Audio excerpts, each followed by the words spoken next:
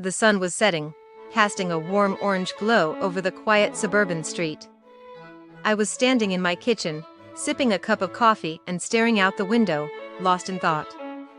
My stepson, Jack, was at school, and my husband was away on a business trip. I was alone in the house, with nothing but my thoughts to keep me company. As I stood there, I couldn't help but think about Jack's teacher, Mr. Thompson. He was a handsome man, with piercing blue eyes and a charming smile.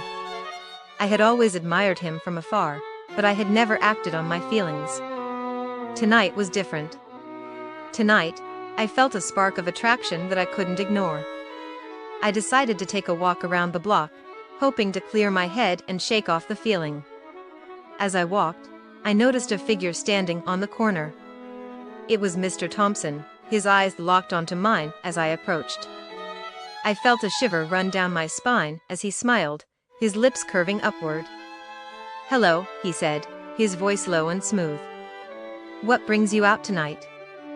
I shrugged, trying to play it cool. "Just taking a walk," I replied, my voice barely above a whisper.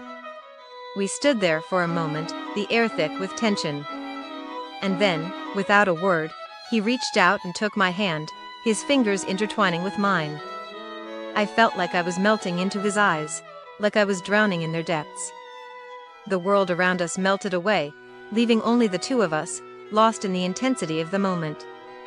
We walked through the quiet streets, our footsteps echoing off the buildings. The world around us was silent, as if holding its breath in anticipation of what was to come.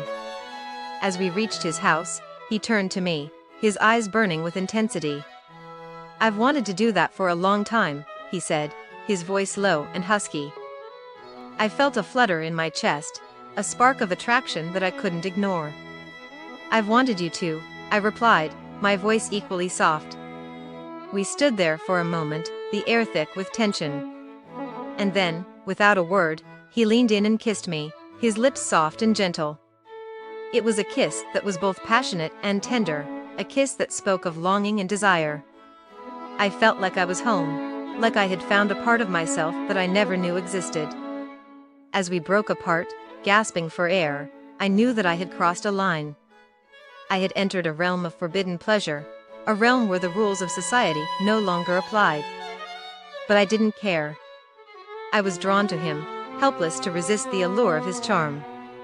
We were two people, consumed by our passion, our love burning brightly like a beacon in the night.